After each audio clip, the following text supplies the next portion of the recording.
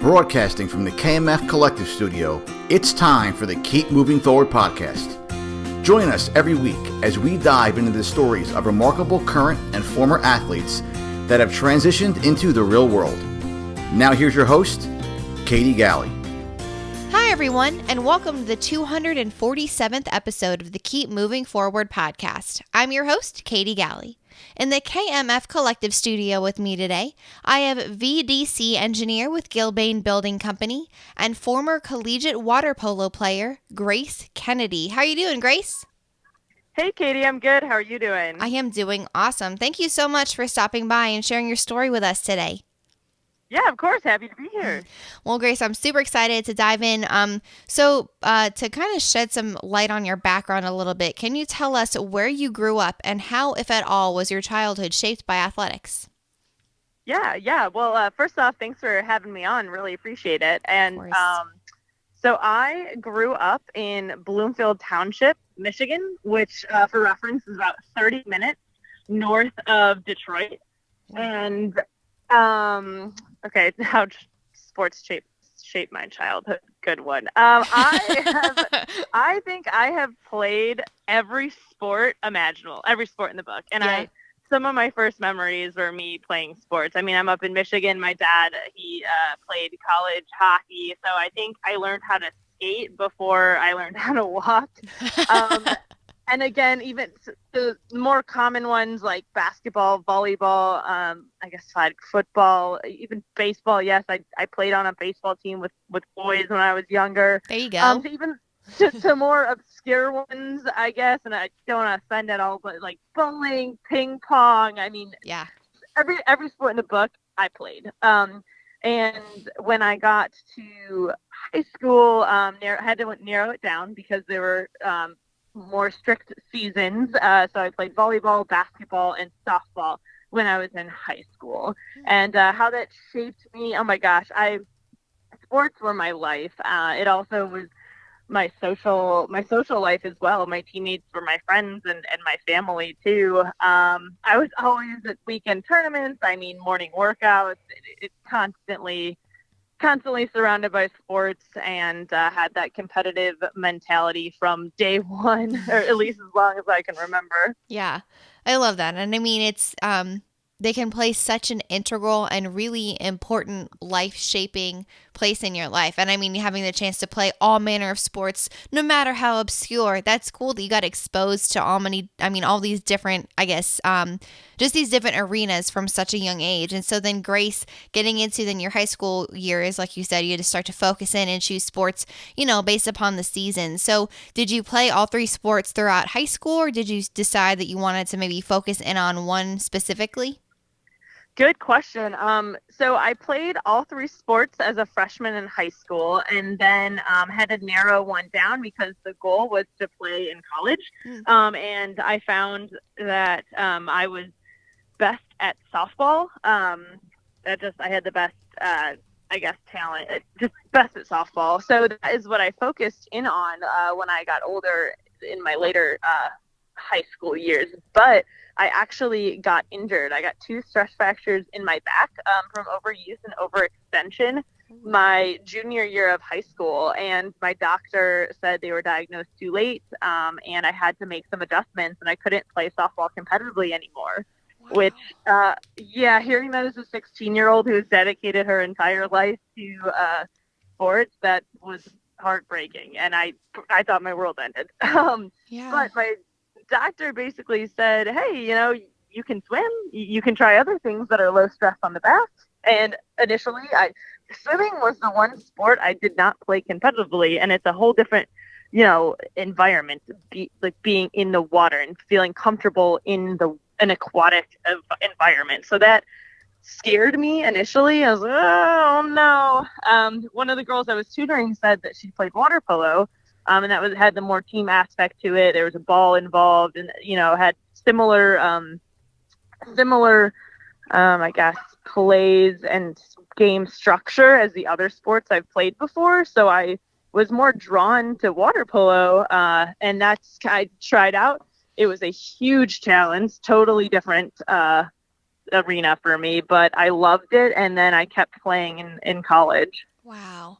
And I mean, that is a huge, transition to navigate going, one, being told at 16 that you can never play again the sport that you have dedicated your life to. You love it so much. But then two, saying, okay, if I can't play softball, am I going to give up sports, or am I going to pursue another avenue and see what that looks like? So Grace, when you were in that transitional piece and kind of navigating, feeling like you had lost the thing that you loved, not being able to play softball anymore, even in the presence of being able to pursue another sport, how did you navigate that at 16 years old? I mean, even in finding that next sport, what was the struggle like? How did you kind of come out on the other side? Oh gosh. Well, 16-year-old me, oh gosh, it was a lot of denial at first. I was like, I had to have the doctor tell me like 3 times before it really sunk in. And then afterwards, he actually was like, you have to wear this like hard back brace, like plastic type back brace where you could knock on it. And Katie, I looked like a turtle. Like it was, it was ridiculous. But again, they were diagnosed too late. So, the back brace only did so much, and I just had to make adjustments in my life to, meaning day-to-day life as well. On top of not playing softball competitively, I had to start thinking about everyday activities that could affect my back. So whether that is like how many books I'm carrying in my backpack, like how I'm bending down every day. Sorry, I interrupted. Wow. No, you didn't. I interrupted you. But so that meant when they died, meaning caught it too late, meaning they couldn't do anything about it, like no surgery, nothing would help it. So at the end of the day, stress fractures are like cracks in your bone, which sounds weird and bad. It's basically I was feeling the pain for a little bit, but it was diagnosed too late. So what they were saying is that it lost the bone lost the opportunity to heal itself and fuse together because I didn't take the proper rest. Wow. Like in time. And then when I wore the back brace, they thought, well, maybe they still have a shot. Maybe, we can still caught it. We still caught it early enough, and she can wear this brace and keep it fixed, and it will heal. However, when after the 3 months of wearing it, took it off, and they're like, oh, dang, they're still there. Which again was just a second, like slap in the face as a 16-year-old. My insecure 16-year-old self wearing a turtle back brace didn't like it much. Right. But it basically just meant that on its own, these cracks are not going to fuse together. And what they said is it's more of like pain management now, and you can adjust the way you live in your day-to-day activities to manage that pain. And doctors, they don't want you to do invasive back surgery if you don't have to. So I did have the option to perform a surgery and basically put metal screws in my back, but I didn't think it was worth it because the pain wasn't that bad. It just meant I couldn't play softball anymore, like a land sport competitively anymore. Yeah. Man. But at 16 too, having to make a decision like that. Just saying, okay, decide. And it makes sense to obviously at 16 not getting the surgery and it's manageable pain, but then too in that knowing that you were going to have to find another competitive outlet. And so then how did you said someone you were tutoring played water polo and had kind of shown you that was, I guess, a sport. So was it at your school, like in high school that you had a water polo team? How did you get exposed to it initially? Yeah. So a girl I was tutoring was playing, and yes, we had a water polo team at my high school, Seaholm High School in Michigan. And water polo is not super popular in Michigan. It's more popular than it is in Kansas, which is where I went to school. But I would say water polo is probably most popular in California. Okay.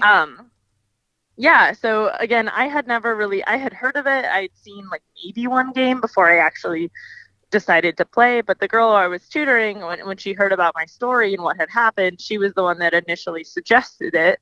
And again, I was scared, but I was up for the challenge. But when I first jumped in the pool for tryouts, and again, I'm So junior year was the stress fractures, then the 3 months. So I missed the season to play water polo or try to play water polo my junior year of high school. So that meant senior year came around and I could try out if I wanted to. So I decided I would. Jumped in the water for the first time. Again, had never swam competitively, so I was not in swimming shape. And it was probably an hour of just straight conditioning, meaning just swimming laps over and over again. And all these girls are swimmers and just came out of swim season, and they were dying. So oh man, I don't know how I made it out of there alive. But yeah, and then the coach came up to me because, again, senior, I'm going to be leaving soon. He's like, what are you doing here? Like, what's going on? And I was like, all right, I've played softball. Can you give me a ball? I can shoot. So he gives me a ball. I take a shot. Again, it was the first time in this tryout. And he's like, okay, you can stay. we'll work with this. So it was a huge challenge for me. And it brought a new opportunity for me to learn a new sport and get more comfortable in the water. And man, I had respect for swimmers before, but whole new level of respect for swimmers and water polo players after starting. Yeah. I mean, I have no frame of reference. I've never played a swimming sport, but swimming is hard. So I can't imagine having to tread water, throw balls. I mean, play like you're, dodging people. I can't imagine how stressful and how just taxing cardiovascularly that is. And it's for me, it was, of course, comfort in the water, but being able to breathe. Like, I never had to, playing land sports, you could breathe whenever you want in your sport. But in water, it's, get your head down and you're swimming, or you might need to be underwater or something, or there's water splashed in your face here and there. Just a whole new environment. And that breath control is something that I just did not have.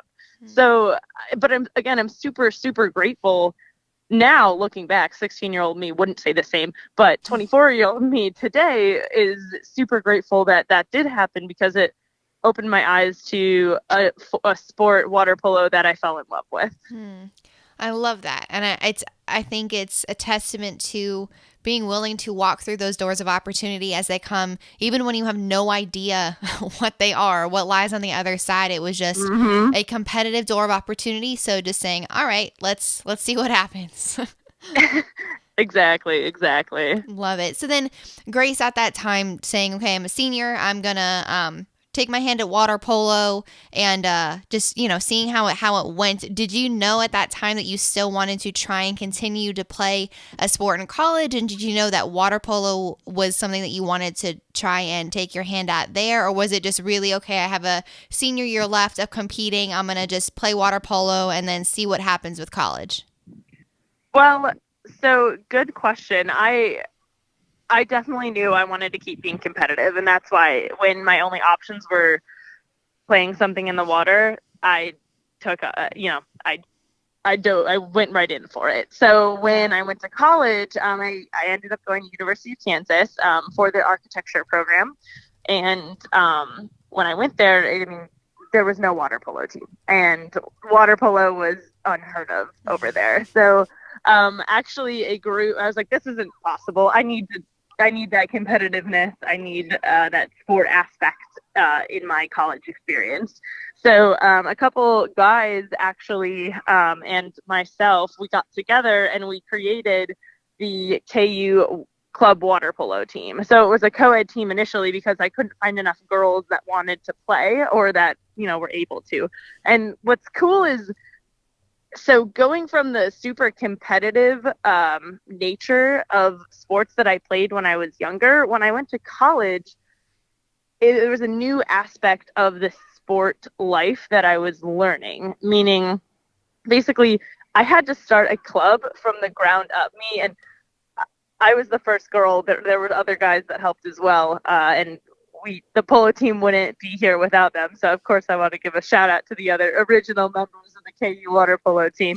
But in the beginning we had 6 players, and wow. I don't know if you know, but there's 7 players on a team. So we didn't even have enough to field a team yet. And in college, at least the University of Kansas, your club is not given, like, you have to move up levels and you have to prove yourself and raise enough money to get money from the school, because you have to prove that, hey, we're organized, we want to be here, this is a serious club, etc., before the school gives you more funding. So that was a challenge in itself to advertise for people to join the water polo team, B, fundraise, we had to get creative with that, and C, like, volunteer events, just staying organized. So it almost opened up, like, yes, I still had the sports competitive aspect, but it opened up like a management opportunity for me too, which I really found that I liked also. Wow. That is really cool. That was kind of a side effect of pursuing that. I mean, starting the co-founding that water polo club. And so, Grace, it's just, I mean, it sounds amazing. And the chance that you had to play water polo, deciding, okay, I want to play in college, I have to figure out how. But in the face of that, knowing that you're going to have to create a team and then not even really fully realizing what you were going to undertake at that time, what kept you going? Why did you decide this is important enough for me to start a team, to keep doing it in college? Why? I mean, I guess what was that fire that kept you going? Ooh, good question. I love being a part of a team, and I realized that I kind of take the whole team sport aspect into every part of my life, whether that's, hey, it's my family, or it's my classmates and we're all working on something, or in the real world now, I'm on a project. I'm working on a project with a team. I always consider it like, oh, these are my teammates. We're all working together for an end goal. When I did a design build studio, there was 15 graduate architecture students building 2 houses. And I always looked at it and used the terms, hey, these are my teammates. Hey, guys, like, we got this. We're doing it together. You know, this whole collaboration. I've always loved that. And I always strive to be in environments that, that enhance, or I guess that provide that team feel for me. Mm-hmm. Absolutely. I think that's really such a key thing that drives from being an athlete in any capacity, specifically on a team sport, getting that taste of what it's like to be able to rely on others, but then they also in turn rely on you. And so that camaraderie that comes from that. So it's a natural desire to want that to continue on. So here, like you're saying, it transcended not just in softball and in water polo, but then it comes into all facets of your life when you get to work with other people on projects. And today, and with the job that you have, I mean, getting to work with other people, that really lends itself to that, the background from coming from organized sports.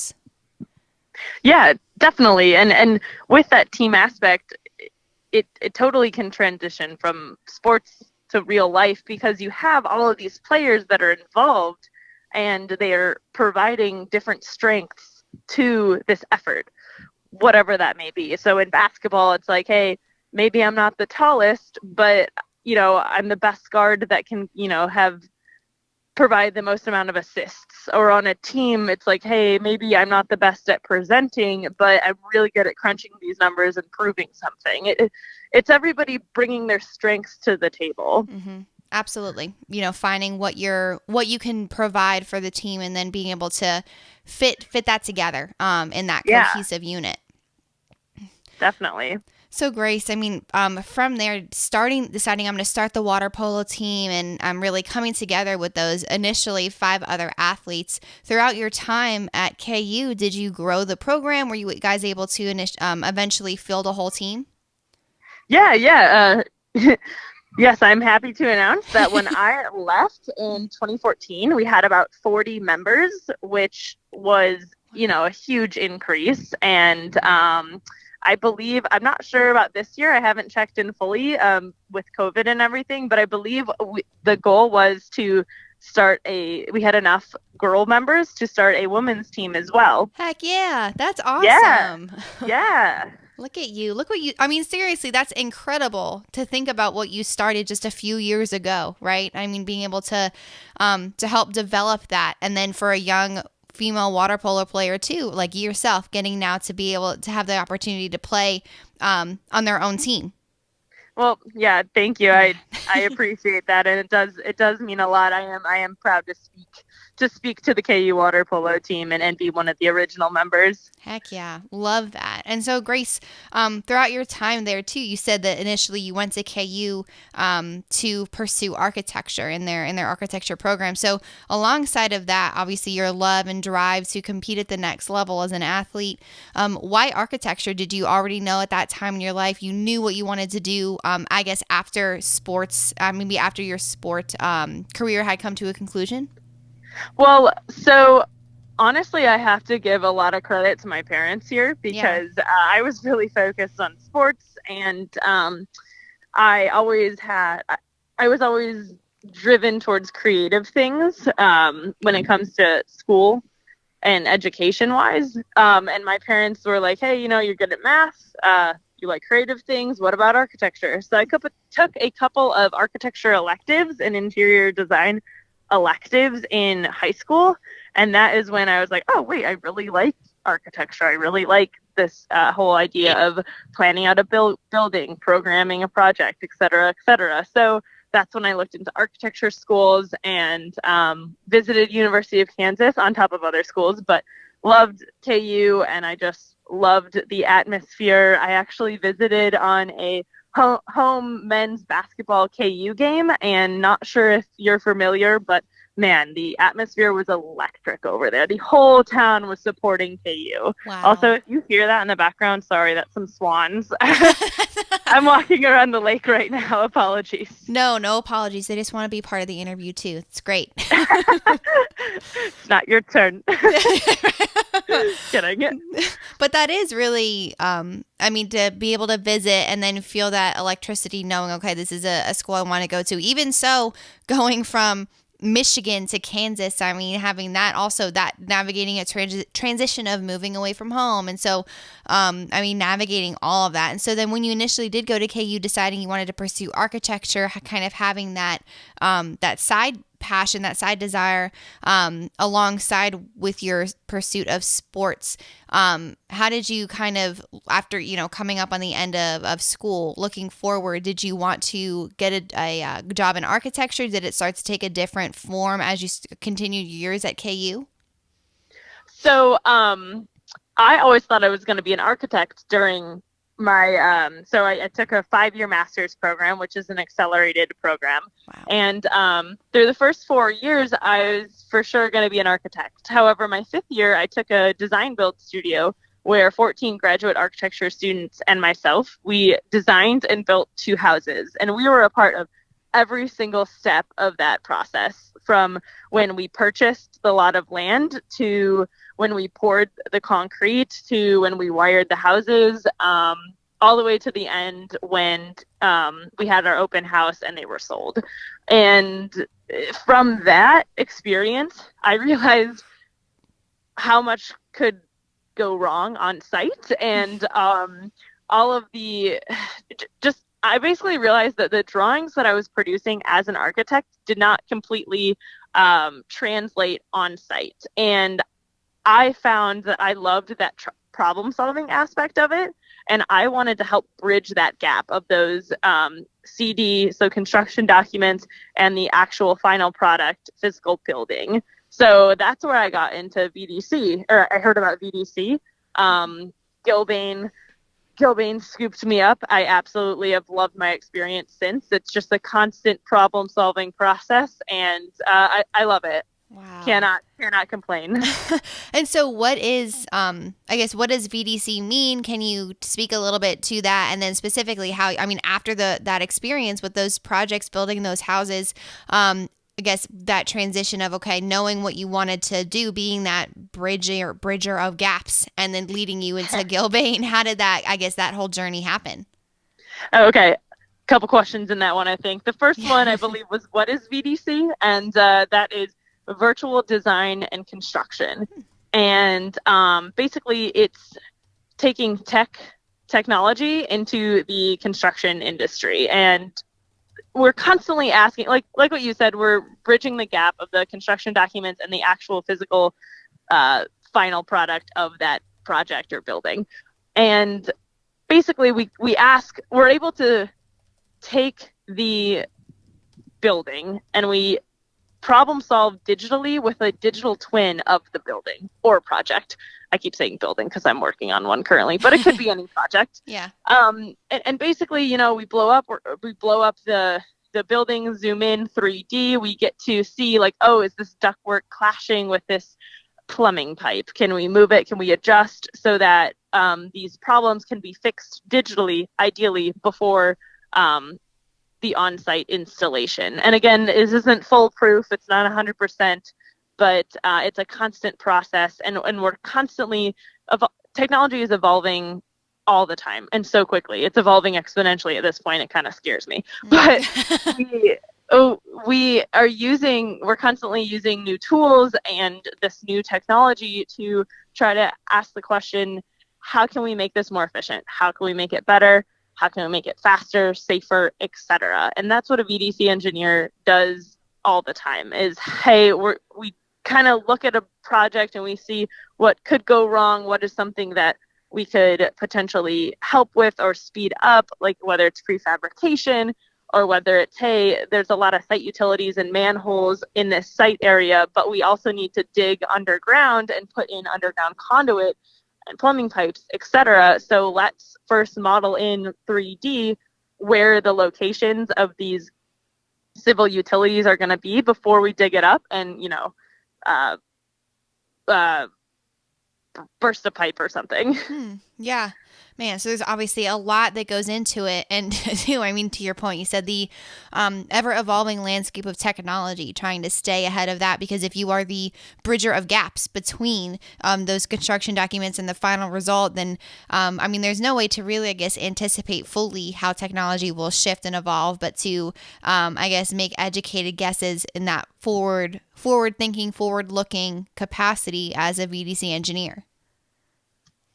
Yeah, definitely. I love challenges. Of course, they're scary, but I just constantly look for new challenges and new ways to try to overcome them. Love that. Love it. And so, Grace, when you initially were coming up on graduation from KU then, and then, of course, leading you into this path that you would eventually take with Gilbane and getting into VDC, that initial transition, though, of no longer than being in organized athletics, how did you navigate that? Even though you knew or you had a clear path or started to take a path for your career outside of sports, how did you, did you feel like you were in the same kind of pit after softball had come to a close, or how did you navigate that transition of no longer being in organized athletics?